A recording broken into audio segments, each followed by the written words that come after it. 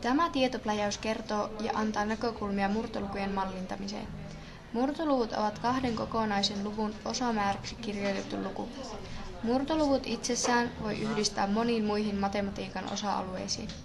Osa-alueita on algebra, jossa voidaan etsiä esimerkiksi murtoluvun osoittajaa yhtälöparin kautta. Tästä esimerkkinä x kolmasosaa on yhtä suuri kuin 3/15. Murtolukuja käytetään myös yhteen-, vähennys-, kerto- ja jakolaskuissa. Esimerkiksi yhteenlaskussa 3/4 plus 2/4. Murtolukuja voi esiintyä prosenttien ja desimaalien yhteydessä. Esimerkiksi 1/4 on yhtä suuri kuin 0,25, joka tarkoittaa 25%. Neljäntenä murtolukuja voi esiintyä kuvaamassa suhdelukua tai verrantoa. Esimerkiksi arpavoiton mahdollisuutta voisi kuvata murtoluvulla 1/1000 arpavoittaa. Murtoluvut ovat hyvin haastava aihekokonaisuus oppilaille vielä yläkoulussakin. Tutkijat ovat tunnistaneet 4 syytä, miksi oppilailla on vaikeuksia niiden kanssa. Numero 1. Murtoluvuille on olemassa monia merkityksiä. 2. Murtoluvut kirjoitetaan epätavallisella tavalla. 3. Opetus ja ohjeistus ei keskity tilannesidonnaiseen murtolukujen ymmärtämiseen. Ja 4. Oppilaat hyödyntävät liikaa heidän kokonaislukujen laskutapojaan. Murtolukujen havainnollistamiseen on kehitelty murtolukumalleja, jotka voidaan jakaa 3 kategoriaan. Näitä ovat pinta-ala-, pituus- ja joukkomallit. Opettaja tietää vasta silloin, että oppilas on ymmärtänyt murtoluvun käytön syvällisesti, kun oppilaalla on hallussaan kaikki nämä 3 murtolukumalleista.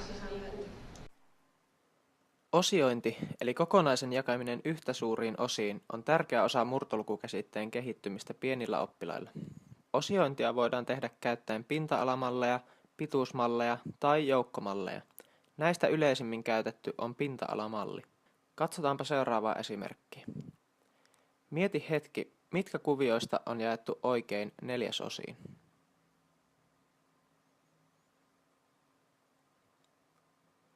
Ainakin kuviot A ja F täyttävät murto-osien kriteerit, mutta saatat yllättyä siitä, että myös kuviot E ja G on jaettu oikein. Niissä kaikki osat nimittäin ovat pinta-alaltaan samankokoisia, vaikka ovatkin eri muotoisia. Osiointia voidaan harjoitella myös pituusmalleilla, kuten lukusuoralla tai paperikaistaleilla. Esimerkit, joissa osiointia ei ole valmiiksi suoritettu, auttavat oppilaita kehittämään syvempää ymmärrystä murto-osiin jakamisesta. Seuraavassa näette juuri tällaisen tehtävän. Lukusuoralle on merkitty Katin koulumatka, joka alkaa 0 ja päättyy 1. Kuinka pitkälle hän on kulkenut ollessaan nuolen osoittamassa kohdassa? Oikea vastaus on, että Kati on kulkenut 1/4 koulumatkasta. Tässä oppilaat joutuvat käyttämään murtolukuja kuvaillakseen matkan pituutta. Joukkoja tarkasteltaessa oppilaat sekoittavat helposti murto-osissa olevien yksittäisten kappaleiden määrän murtoluvun nimeen. Esimerkiksi tässä kuvassa napit on jaettu 6 joukkoon, joissa jokaisessa on 2 nappia. Kysyttäessä oppilailta, kuinka suuren osan yksi joukko muodostaa kaikista napeista, jotkut saattavat vastata 1/2, sillä yhdessä joukossa on 2 nappia. Oikea vastaus olisi tietenkin 1/6, sillä napit on jaettu 6 joukkoon. Joukkomalleilla osioimista voidaan harjoitella myös seuraavanlaisella tehtävällä. Elinalla on 6 korttia, Andreella 4 ja Lululla 2. Kuinka suuri murto-osa korteista Lululla on? Oikea vastaus on 1/6. Oppilas, joka vastaa 1/3, ei ajattele yhtä suuria osuuksia, vaan sitä, kuinka monen ihmisen kesken kortit on jaettu. Jakamistehtävät ovat hyviä kehittämään lasten ymmärrystä murto-osista, niiden vastaavuudesta sekä järjestämisestä. Jakamistehtävissä yksi tai useampi kokonainen jaetaan tasan ihmisten kesken, ja tehtävät ovat usein pienen tarinan muodossa. Jaettavina yksiköinä voi käyttää esimerkiksi mokkapaloja, pitsoja tai muita oppilaille tuttuja asioita, kuten seuraavassa tehtävässä. 4 kaveria jakavat 10 mokkapalaa siten, että jokainen saa saman verran. Montako mokkapalaa kukin saa? Alussa oppilaat suorittavat tehtäviä siten, että jakavat ensin kokonaiset tasan kaikkien kesken. Vasta tämän jälkeen he pilkkovat ylijäävän osuuden ja jakavat sen.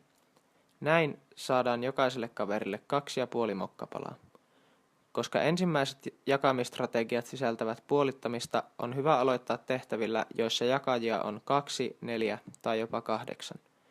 Tehtävät, joissa määrä jaetaan 3 tai 6 hengen kesken, ovat jo edistystä, sillä niissä oppilaat joutuvat haastamaan puolittamistrategiansa. Kuten muissakin murtolukutehtävissä, myös jakamistehtävissä on hyvä käyttää erilaisia fyysisiä malleja, kuten murtokakkuja, murtotankoja, palikoita tai erilaisia joukkoja. Iteroinnilla tarkoitetaan murtolukujen laskemista tai luettelemista järjestyksessä, esimerkiksi 1/5, 2/5, 3/5 ja niin edelleen. Murtolukujen laskemisen tulisi olla oppilaille samanlaista kuin vaikkapa omenoiden laskeminen. Heidän tulisi osata vastata kysymykseen, kuinka monta viidesosaa on kokonaisessa, samoin kuin he osaavat kertoa, kuinka monta ykköstä on kympissä. Iteroinnin idea on kaikista selkein, kun keskitytään 2 seuraavaan asiaan murtolukusymboleissa. Ylempi luku eli osoittaja laskee kuinka monta, ja alempi luku eli nimittäjä kertoo mitä lasketaan. Murtoluvut siis kertovat montako meillä on ja mitä osaa. Kun murto-osia lasketaan iteroimalla, on tärkeää verrata, paljonko eri määrä murto-osia on suhteessa yhteen kokonaiseen. Pinta-alamalleilla se voi tapahtua esimerkiksi seuraavasti. Näytetään oppilaille murtokakkojen palasia ja kerrotaan, mitä murto-osia ne ovat.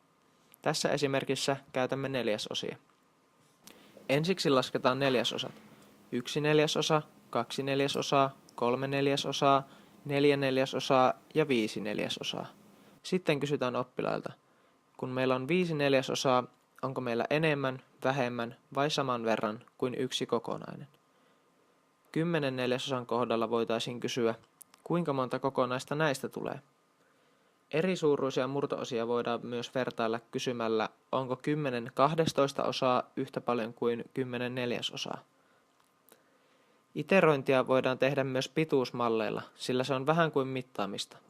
Myös joukkomallit soveltuvat iteroitaviksi, mutta oppilaille ne ovat usein muita haastavampia. Lasten on tärkeää ymmärtää, että on monia tapoja, joilla esittää ykköstä suuremmat murtoluvut. Monet lapset eivät tiedä, että 11/4 on sama kuin 2 kokonaista 3/4.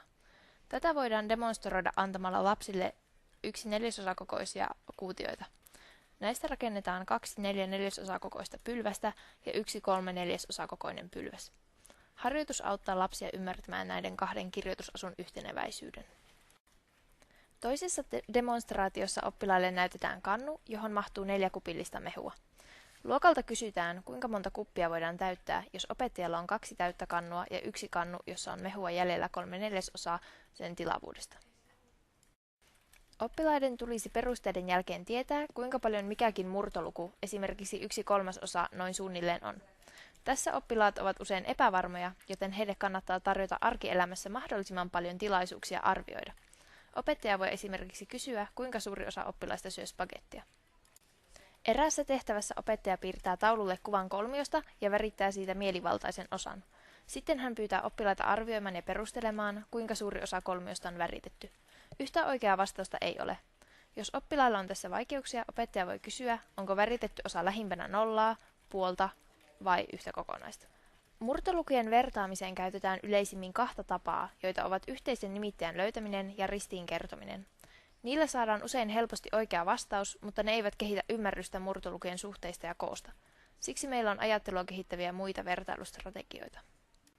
Esimerkkitapauksena vertaillaan nyt 5/18 ja 5/8.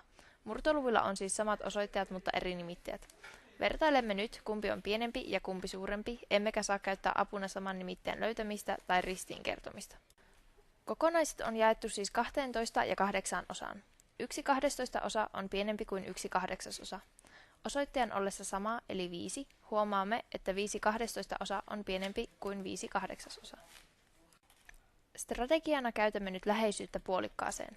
Huomaamme, että 5/12 murto-osassa tarvittaisiin vielä 1/12, jotta puolikas olisi täynnä. 5/8 murto-osassa puolikas on taas ylittynyt, joten huomaamme, että 5/8 on suurempi kuin 5/12.